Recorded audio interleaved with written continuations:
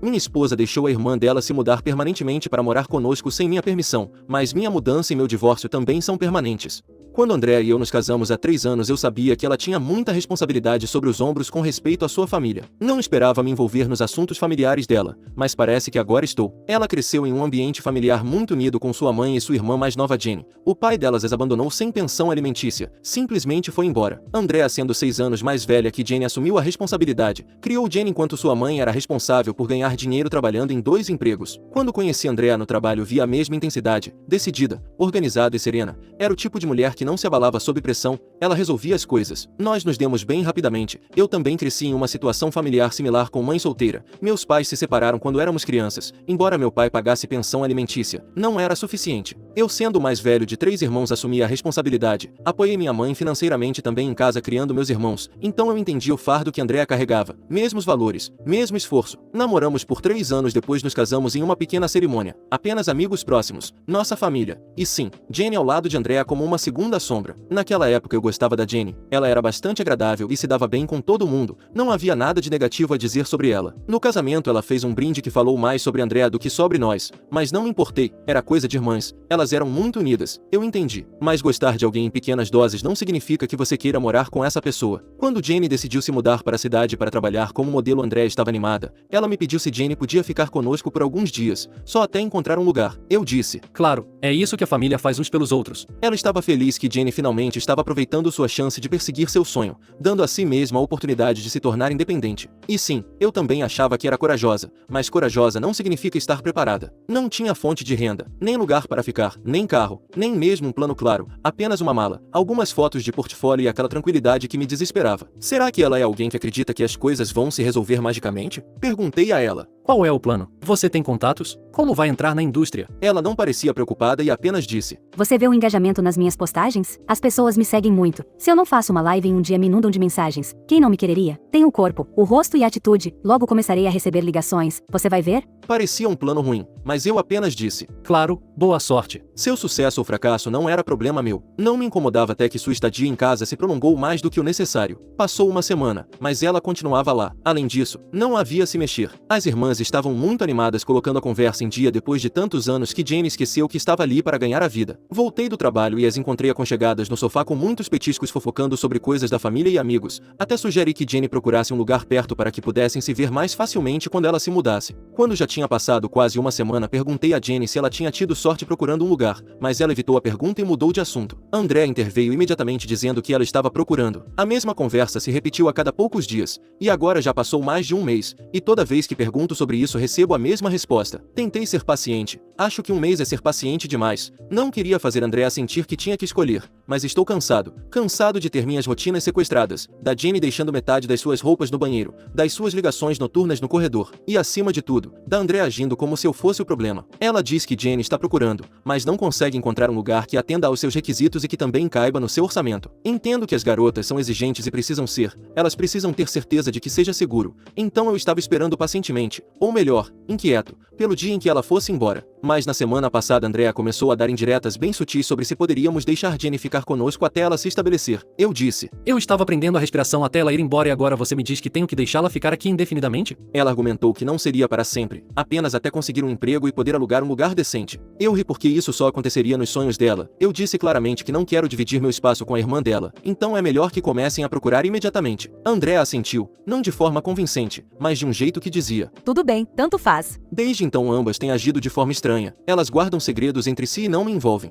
E então Jenny fala, faz uma cara de desgosto, como se eu tivesse cometido um crime ao reivindicar minha casa de volta. Ela tem feito comentários, porque tenho certeza que sabe o que falei com minha esposa, e como é óbvio, eu sou o vilão da história. Confrontei Andrea sobre isso e ela me pediu para ignorar. É uma menina, nós somos os mais velhos e devemos ser mais maduros que ela. Ela irá embora em alguns dias, você não pode suportá-la por mais alguns dias por mim? Ultimamente Jenny ficou amiga de um dos meus colegas de trabalho pelas redes sociais e tem flertado com ele. É um cara desagradável, sempre procurando motivos para derrubar os outros no trabalho. Acho que metade do escritório o odeia, grupo no qual me incluo. e a outra metade gostaria de jogá-lo de uma ponte, grupo no qual também me incluo. Jenny disse a ele que eu não a deixava ficar em minha casa apesar de estar desempregada. Basicamente ela se projetou como a vítima e a mim como algum tipo de monstro que a expulsava em uma noite de neve. Eu não soube que essas histórias estavam sendo cozinhadas até que todo o escritório estava fofocando sobre isso. Eu estava furioso. Entrei abruptamente em casa. Andrea estava na cozinha e Jenny estava deitada no sofá olhando o celular com a TV ligada ao fundo. Me aproximei de Andrea e disse: Precisamos conversar. Ela nem levantou o olhar, apenas disse: Se for sobre o jantar, estará pronto em 20 minutos. Esclareci. Não é sobre o jantar, é sobre ela. Apontei abertamente porque não me importava se ela ouvia ou não. Isso chamou a atenção dela. Ela largou a faca, o que foi uma boa ideia da parte dela, e se apoiou na bancada. Está bem, e agora? Olhei para ela o mais sério possível e disse: Ela tem que ir embora agora. Neste mesmo momento Jenny interveio. Oi, estou aqui, onde estão seus modos? Me virei para ela e respondi: Os modos? Perdi quando você foi falar de mim no meu trabalho. Você foi pelas minhas costas e falou mal de mim. Reservo modos para pessoas que eu não queira expulsar para a rua neste exato momento. Ela não pareceu surpresa por ser descoberta. Agiu com calma, como se já tivesse planejado. Simplesmente deu de ombros e disse: Bem, eu não comecei. Ele me perguntou por que eu estava procurando um lugar quando meu cunhado tinha um quarto vago e podia me hospedar? Fiquei sem palavras. Olhei para Andrea que também estava surpresa. Ela perguntou a Jenny o que estava acontecendo. No início ela tentou encobrir dizendo que não tinha dito nada. Mais tarde, quando pedi para me mostrar as conversas, ela confessou que algo inadequado havia sido dito. Disse que estava com raiva porque eu não a apoiava e queria se vingar de mim. Por isso exagerou toda a história e a distorceu contra mim. Eu estava prestes a expulsá-la de casa quando Andrea me pediu para me acalmar e implorou para que eu lhe desse mais alguns dias. Bati o pé e disse: De jeito nenhum. Quero que esta mulher saia de casa agora mesmo. Andrea começou a chorar dizendo que Jenny não tinha para onde ir e que era noite. Disse que alguém como ela, que parecia uma modelo, poderia sofrer coisas ruins. Ela me implorou para dar uma chance, que ela se encarregaria de mudá-la em uma semana. Eu disse: Uma semana e não mais, sem mais prazos. Se ela ainda estiver aqui depois de uma semana eu cuidarei disso. E não vou me encarregar de mudá-la. Durante essa conversa Jenny ficou quieta, calma, como se não fosse a razão de toda essa bagunça. Isso aconteceu à tarde, quase noite, há poucas horas, e continuou com raiva. Não sei mais o que fazer. Não sei se fiz o certo ao deixá-la ficar mais uma semana, mas ao mesmo tempo, sei que se tivesse pegado todas as coisas dela e a colocado na rua, agora seria visto como vilão por deixar uma garota jovem na rua. Atualização: sinto-me tão estúpido agora. Na noite em que publiquei não consegui dormir, saí para tomar um pouco de ar fresco no pátio. Ouvi Jenny falando com a mãe ao telefone dizendo: Não sei por que ela tem tanto medo de contar a verdade para ele. Ele me deu mais uma semana de novo. Sabe Deus o que ela vai dizer a ele depois? Qual era a verdade? Voltei correndo para o quarto e confrontei Andrea. Ela fingiu estar dormindo profundamente e insistiu para discutirmos pela manhã, mas eu estava furioso e exigi uma explicação imediatamente. Ela tentou evitar a situação novamente, mas eu disse que íamos conversar sobre as coisas agora. Fui direto ao quarto de Jenny e bati na porta. Andrea tentou me impedir, mas íamos ter todos uma conversa muito séria agora mesmo. Quando Jenny abriu a porta e vi como ela havia transformado meu quarto de hóspedes no dela, entendi todo o jogo. Exigi saber qual era a verdade sobre a qual ela falava ao telefone. No início ambas tentaram me fazer sentir culpado dizendo que eu estava entrando no quarto dela e invadindo sua privacidade, mas não caí nessa armadilha. Exigi uma explicação. Finalmente Jenny explodiu com Andrea dizendo: Conte a verdade a ele. Quanto mais você vai esconder? Andrea baixou o olhar e sussurrou timidamente: Na verdade, Jenny vai ficar conosco. Eu perguntei: Até quando? Nada. Silêncio absoluto. Insisti por uma resposta. Ela pediu para discutirmos a sós. Eu disse: Não resta privacidade em nosso casamento. Tivemos um casamento a 3 por várias semanas. Então vamos tratar disso como um agora. Andrea falou.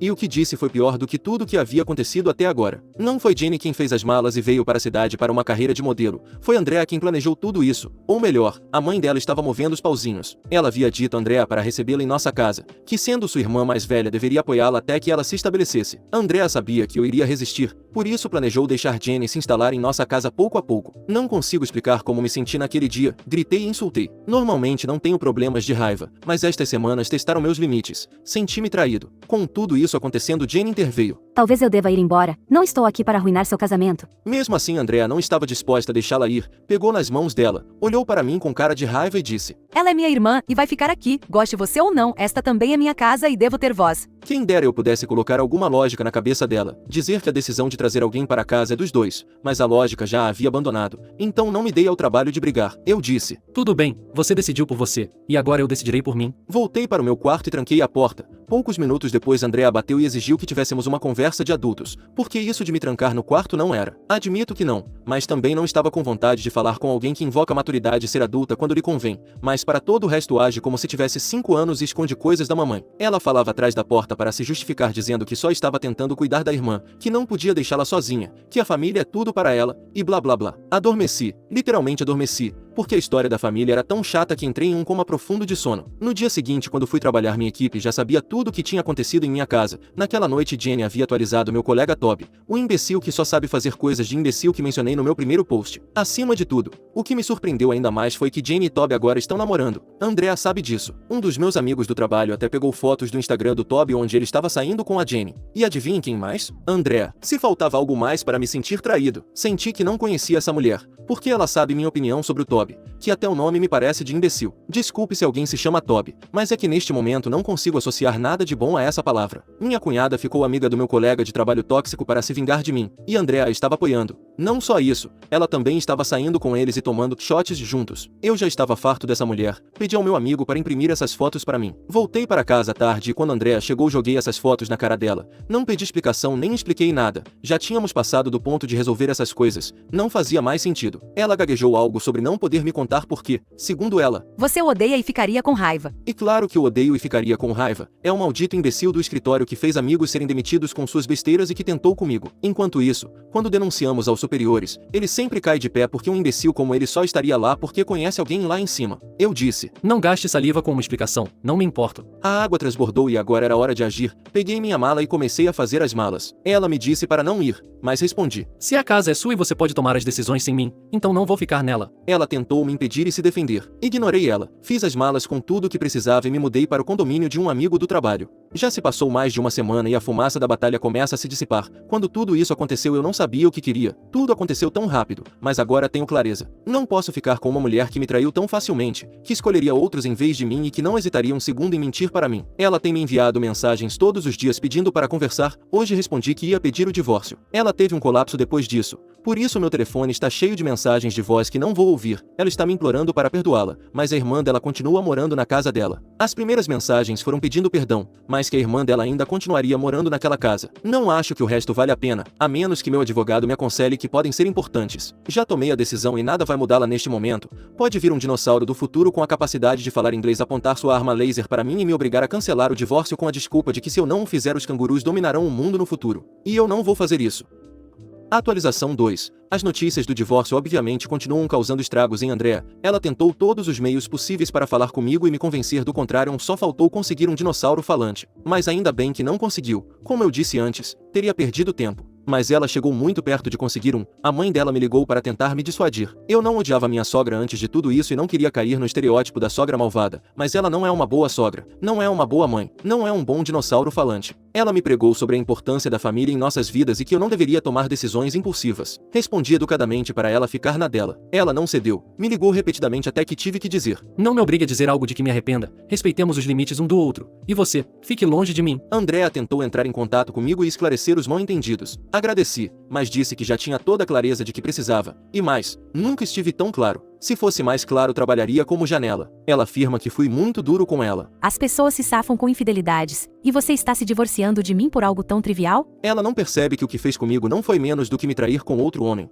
Ela estragou tudo de forma monumental e nem sequer consegue perceber que não confio nela agora para que não me engane. Já dei entrada nos papéis. Em nosso estado há uma lei estúpida que obriga a esperar 60 dias antes que possamos finalizar o divórcio mesmo que assinado. À medida que nos aproximamos do final desse período de espera, nosso advogado organizou uma reunião para discutir os termos do divórcio. Seria melhor que nossos termos estivessem alinhados. Isso facilitaria o processo. Nos reunimos e mantive a coisa estritamente transacional. Mal tínhamos bens juntos, exceto a conta conjunta. Nem mesmo a casa é nossa. Da conta, decidiu-se que a dividiríamos. Na reunião eu esperava que Andrea tivesse um colapso, mas ela se manteve firme. Não disse uma palavra a mais, mas porque tinha cartas na manga. Uma exigência ridícula. Pediu uma pensão alimentícia enorme. E quando digo ridícula, é porque isso fez meu advogado rir, pois o valor que ela mencionava era exagerado com vontade. Ela ganha o suficiente e não temos filhos. Por que diabos eu deveria pagar a ela um centavo? Ela disse que o divórcio foi decisão minha, então eu deveria pagar a ela dinheiro para compensar sua dor. Ela fala da dor dela, mas não disse nada sobre minha compensação pela minha dor de saco por suportar ela e a irmã dela por um mês. Meu advogado disse que discutiremos isso no tribunal,